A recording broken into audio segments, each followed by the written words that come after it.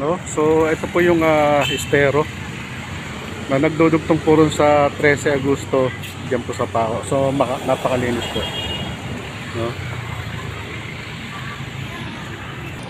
So kabayan, ito naman po yung estero na nagdudugtong papunta po rin sa United Nations Street, Avenue, no? So napakalinis, no? Wala nang basura. So tapos na yung mag clean up drive. Ito na po yung inabutan natin. Yan na po yung nilinis nila, no?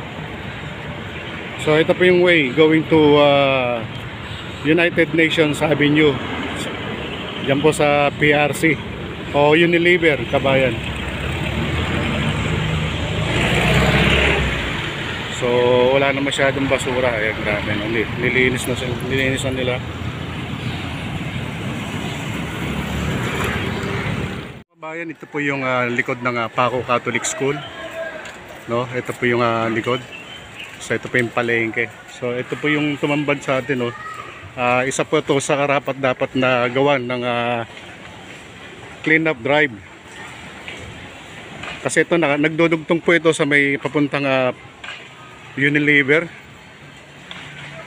Dati pong as known as Philippine Refining Company. Ngayon ay Unilever na po. So kahit ano pong gawin natin linis doon, kapag ganito pong may mga ganitong estero na hindi pa rin po nalilinis, ay talagang parang nakakapanghinayang, no, yung mga ginagawang paglilinis nitong ginagawa ng clean up drive ng ng ating gobyerno. So pansin niyo po, ano, kita mo yung basura.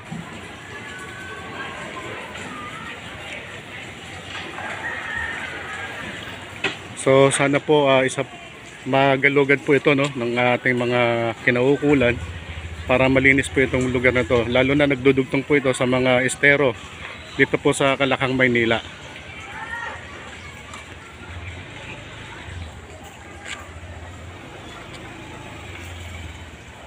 So ito po yung Paco Market, no? Nasa likod po tayo.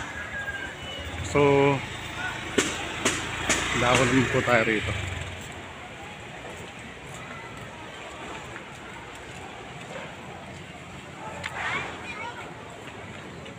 Kita niyo po yung tambak ng basura, no? Yung mga etong way na to, papunta po ito sa may Pedro Hill, kabayan, Pedro Hill.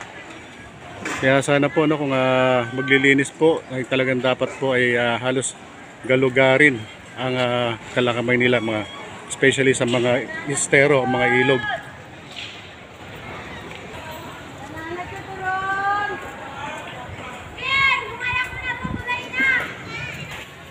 So mapapansin nyo, kabayan, no, may mga nakatira po rito, may mga residente po dyan.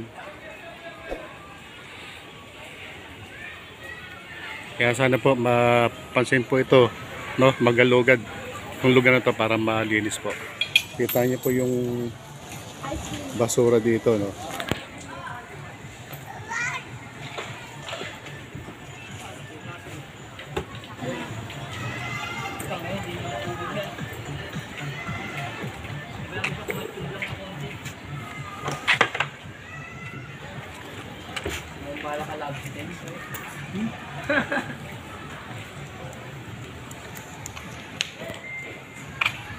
So yun lamang po, no, kabayan, no, ang ano natin. Sana po mapasyalan po ito ng ating kinaukulan para malinis po itong ilog dito, kabayan. So yun nga po, no, nasa 13 de Agosto tayo, likod po tayo ng Paco Market.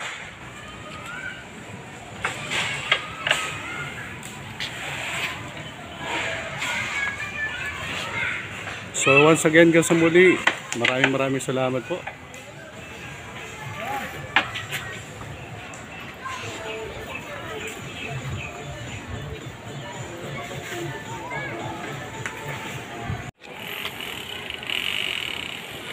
So dito naman, no, papansin natin may mga nakatira rin sa gilid, no?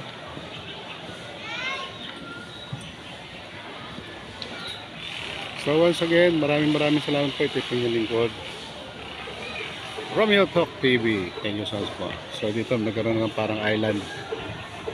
No, kaya yan po yung yan din po nagiging dahilan kung bakit po nagbabaha. No, yung dalo yan. Nitong mga estero ay talagang totally hindi pa po talaga totally malinis o nadadaanan ng mga tubig baha.